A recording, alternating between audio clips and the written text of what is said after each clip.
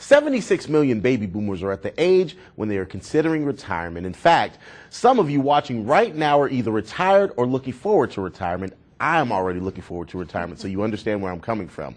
But after you stop working, what next? How do you go about keeping an active and still fulfilling lifestyle? Those are all questions that my next guest answers in her book. It's called Reinventing Retirement, 389 bright ideas about family, friends, health, what to do, and where to live. Miriam Goodman joins me here in the studio today. How are you? I'm just fine, thanks. First of all, what inspired you to write the book?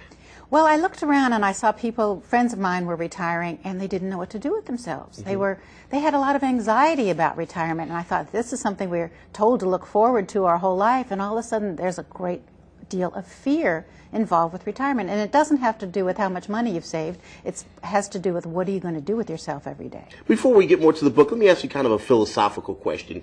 Is retirement a circumstance or is it more of a lifestyle?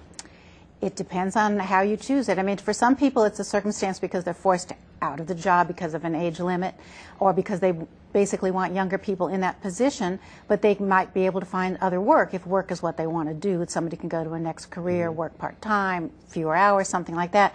But as a lifestyle, it doesn't work so well because people are kind of embarrassed. You meet somebody new and then you say to them, what do you do? Because Americans ask people that, what do you do? And they say, I'm retired, and you think, do I really want to talk to this person? Whereas if they said, I'm a nuclear physicist, you'd want to stay and talk a little longer. Right. You've broken the book down into 7 parts, and I'm just going to read here. Work, play, finances, health, home, relationships, and what's next. Why did you decide those 7 chapters, if you will? Well, again, in talking to people, I interviewed a lot of people, and I found out those were the concerns that most people had. What if I want to keep working? Where can I work?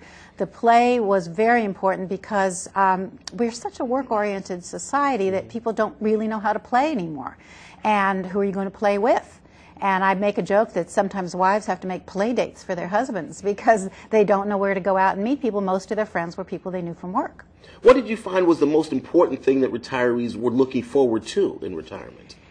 They didn't know. It depended on if they had a passion. If you had something that you're so interested in, you've always wanted to do, you couldn't wait to stop working so you could go do it, whether it was playing in a rock band or painting or writing that screenplay, whatever it is you want to do, those people were doing well. But if people said, well, it'll come up, I'll find something to do when they retire, they're sitting at home, they're watching TV, they're sitting at the computer all day long, they aren't doing anything, and that's going to lead to frailty, sickness, and not a very interesting person. Because there really are some physical problems that can arise in retirement. Absolutely. I mean, retirement is sort of a code word for aging. We don't want to admit that, especially baby boomers. That's why we had to reinvent it. Nobody wants to admit that retirement means you're getting older. But for many people who retire, let's say at 65, they may have 30 more years to go.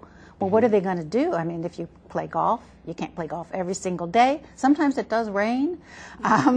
You know, if there are other things you're interested in, bridge, whatever it is that you're doing, you need to have something that gives you structure and gives you a reason to get out of bed in the morning. The other thing that oftentimes comes with retirement is the choice of where to live. People tend to move to a warmer climate, move to Florida, move to Arizona maybe, like my father, moving elsewhere to try to find a different place to live and start a new lifestyle, if you will.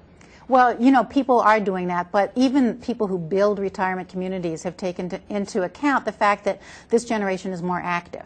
So instead of just golf courses, they try to build communities near mountains, and they put in hiking trails and things like that so people can stay active. Another thing people can do is make sure that their brains stay active. I saw in today's paper that they've found that people who keep their brain active can put off Alzheimer's. And again, if you're sitting around all the time watching TV, you're not keeping your brain active. So there's ways to keep your brain active. There's games you can play on the computer, things like that, to keep you going. But in terms of where you should live, you should think about many things. One, how far away do you want to be from your family? How far away do you want to be from a major hospital or a major medical center?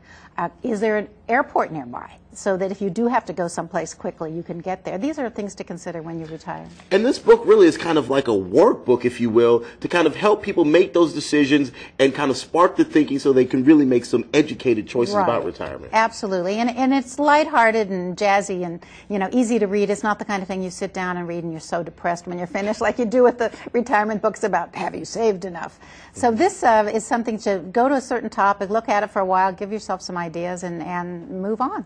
And really, retirement is all about preparation. It's not something you just up and Absolutely. say, all right, it's about that time. And you prepare for it. Be sure to talk to your family about it, too, because they may have different plans than you do. We appreciate you coming in. Thank you so much. You're Here's the book, folks. Once again, it's called Reinventing Retirement, 389 Bright Ideas About Family, Friends, Health, What to Do, and Where to Live. You can find out more information about Miriam and her book simply by going to our website. It's myeyewitnessnews.com. Just click on the midday link on the left-hand side of our homepage.